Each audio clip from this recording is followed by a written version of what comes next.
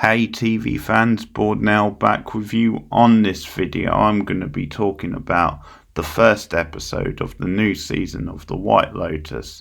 So this is White Lotus season 3 episode 1. The episode is called Same Spirits, New Form. This is the first time I've covered White Lotus on the channel, but I have seen both of the previous 2 seasons. This new season is set in Thailand, because that's the gimmick of each season, is that it's the same hotel branch, the White Lotus of the title, but each season it becomes like an anthology where it's set in a different city across the world for 1 or 2 tie-ins, which I'll get to in a minute. But there's normally some sort of murder or mystery going on and some dark secrets amongst the characters. Season 1 was originally just like a standalone season, like a one-off limited series. And that's before they had any idea of how well it was going to do. It ended up getting nominated for awards. I think it probably won some awards. Great critical praise and did pretty well in the ratings for HBO. So it's like, hey, you've got a second season. And Mike White is the creator and main writer of the show, so he's worked on films such as School of Rock and that indie film Chuck and Buck. He also did Enchanted, which was a very quirky and eccentric dark comedy, which was also on HBO with Laura Dern. I saw the first season of that. I remember quite liking it, but it's been a while. And very early in his career, he wrote on Dawson's Creek and did some of the best episodes of that show. So to sum up my feelings on the first 2 seasons, I absolutely loved the first season of the show. It was so riveting from the word go. The black humour was just to my liking. It had a great cast of characters and a lot of intrigue, a lot of style to it. It was just very well done, and it gripped me from the first episode onwards. And I think what happened with season 2, because for many people, including me, season 2 was a step down. Again, you had a very impressive cast, and that one was set in Italy. That had a good look to it also. But at times, especially I would say the first half of the season, it was very slow getting going. Not that it was painful to watch, but it was definitely, compared to the first season, a little bit sluggish. And it seems like what happened is they were a bit caught off guard being given a second season like that, and it came out quite quick, so maybe they didn't have the best amount of time to put into like a good script and a good follow-up. It did get better as the season went on, I would say, and I remember enjoying the finale of that season. So overall, I would still say it was a goodish season and very solid, just quite a big step down maybe from season 1. But now that they've had more time to prepare for this third season, in theory it may be a bit smoother than season 2 was. And the anthology idea seems to work really well for it, starting to have more and more tie-ins to the first 2 seasons. So it feels like they're getting a good balance there. So my thoughts on episode 1, and it's off to a good start. It's off to a pretty rip-roaring start. Very stylish again, strong direction. They really go to town on the Thailand setting. There's some beautiful camera-like shots, beautiful drifting shots around the resort. You get some lovely underwater photography. I really like the sweeping shot of the boats and the boat and the various characters and couples as they were coming over. And of course we get a pretty good hook at the start of the episode. And I was pretty much in from the line, Thailand's like Hawaii, only no monkeys in trees. And then you've got the relaxation person saying, let us calm chattering monkey minds. And suddenly their whole vibe is cut into by gunfire breaking out over the resorts. Everything's very chaotic. It's a sharp, sudden shift in tone. And he finds a body in the pool, but whose body, who's the shooter?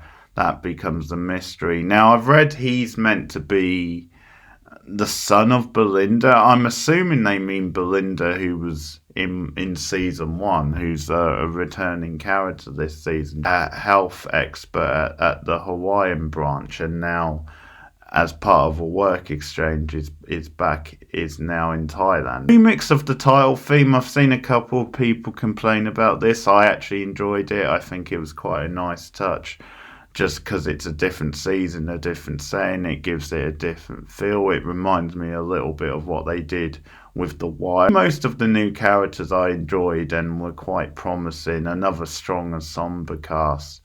So really the picks, you've got to start with the Jason Isaac and Parker Posey family, and those two just hamming it up as this very snooty and naughty, like, southern couple. So Isaac is constantly on his phone, he's hiding a secret, he keeps getting called by this journalist who's implying that there's some sort of shady business tactics between him and a former business partner.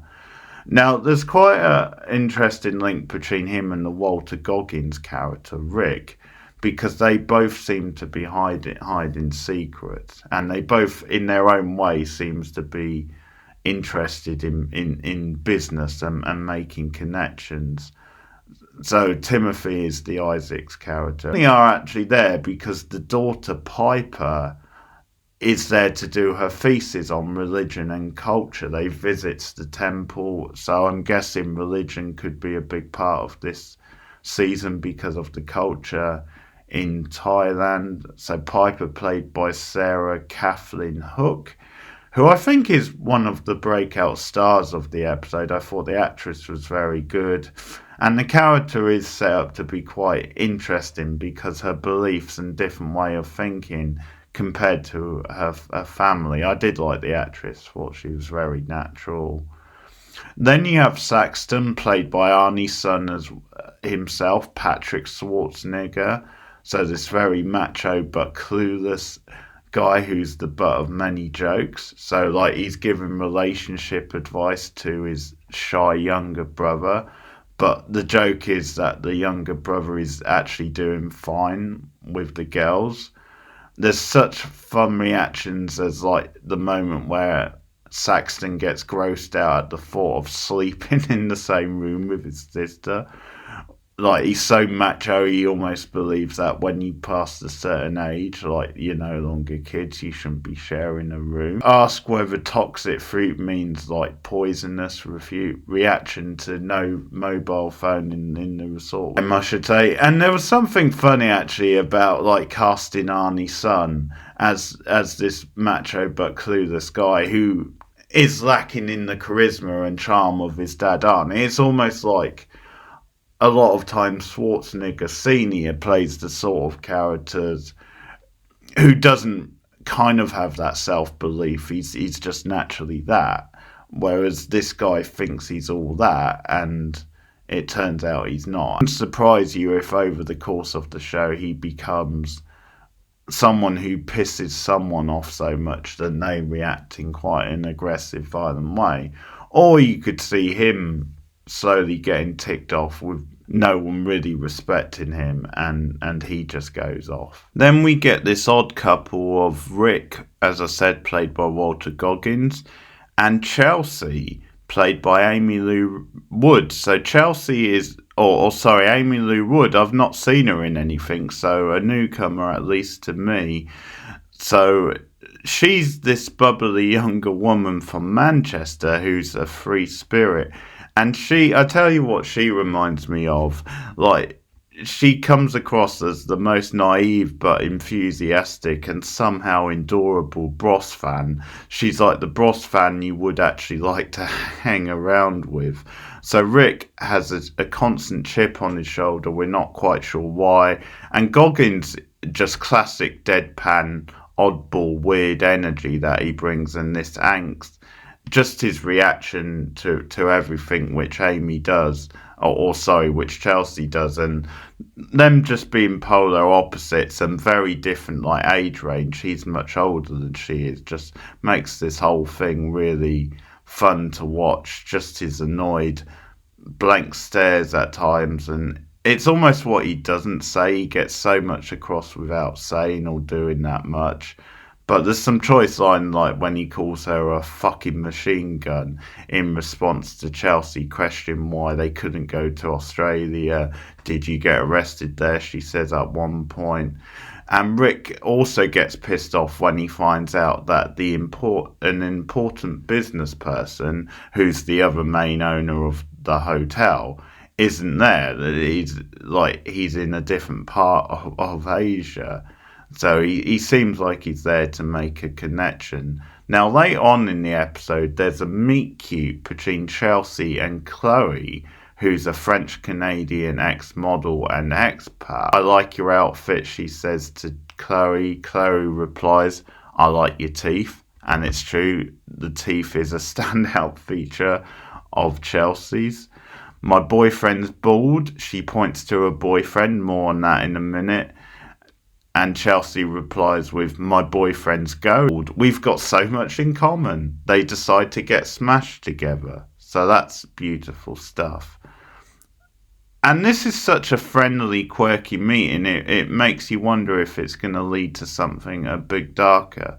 But the big surprise of that scene is that Chloe's boyfriend turns out to be Greg/Gary. So John Grine's character, who has been featured in season 1 and 2. So he's, I think, the only character to feature in all 3 seasons. And of course is the widower of Tanner. Thought this might be a quick cameo just for the fans, because he wasn't announced as part of the cast. But since we're likely to see more of Chloe, there's a chance we will see more of Greg. Another possibility which I considered is that it could become this gag where the girls hang out all the time, and Chloe references Greg a lot, but we don't actually see him that often, and it could become like a fun sort of gag where, like, you might have a random scene with Greg and Rick in the same scene. Yeah, it could be this fun gag where you barely ever see Greg and Chelsea and Chloe hang out all the time. Then you have the group of 3 women who are like long-time friends, and they kind of act like they're sort of like socialites, and one of them is like a big TV star. Quite like them as a group. The characters, I don't know if they're going to amount to that much, and some of the humour with them is a little bit hit and miss, so it's a case of wait and see. I do enjoy seeing Michelle Monaghan playing against type, because so often she plays a very straight, middle of the road, almost like girlfriend type character, like a side type character. So to see her play this more over the top, carefree version of herself, you can tell she's having a lot of fun playing against type. And there was just something funny about her reaction where she hears that Valentino, who's like a masseuse or something, is Russian. Just the pause after hearing that was pretty funny. You got Carrie Coon, who's a great actress, and she seems to be the one who's a bit more cut off from the group, who is feeling a bit older and like uncool. And Coon's a really, as I said, really good actress, so that could be quite meaty for her to play around with. We only get a little bit of a hint of that in this episode, but something like that could make her a threat later in the season. Like, it could push her over the edge. This character of Mook, who works at the resort, so she's a health mentor, and we see her in one of the early scenes. She's given a ride to work by this security guard character, who then flirts with her. So Mook's motorbike breaks down, so he gives her a lift, and she's this very sweet, sort of humble girl who seems quite smart as well. Like, she seems to understand the score with different things, and I think she understands that she's looked down upon by many people, like the hires up and what have you. But quite a sweet-natured, pretty, where that stuff go. But she's looking like she could be quite a interesting character to follow, quite a likeable character. Did a good job of setting up some intrigue for what's going forward. It makes sense, and this first episode was like the introductory episode to the characters, and just gave us little teases about them without going too far into their characters. And it was a nice tease for the season. So season 3 is off to a good start, and I'm looking forward to seeing how it all plays out. Let me know what you think of this first episode back for the White Lotus. Let me know which new characters have grabbed your attention so far. Any ideas about where things might go? And what do you think about the returning characters as well, and what part they might play in the new season? Now, I am planning on doing a special video for channel members, so you can support me as a channel member on 3 different tiers. I'll put the link in the description, but I am planning a new video where I will go through the various characters of this season and talk about where I think what might happen with them, and how the mystery might unfold, and how the season might play out for each character. So that's a fun video, hopefully, which I'm planning for as an exclusive to channel members. And also support me at patreon.com/borednow for just $1 a month. But thanks for listening, guys. Keep watching TV. I'll see you soon. Our hotel is the best in the world. At the end of the week, you will be an entirely different person.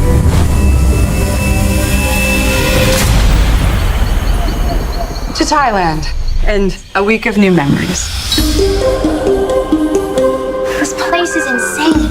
We should always live like this. I'm so happy. All my babies all together. I hope you enjoy Thailand. We usually go to the Caribbean. I feel really lucky to be here. I want to learn everything I can and bring the magic back to Maui. It's a wellness center. You should get a facial.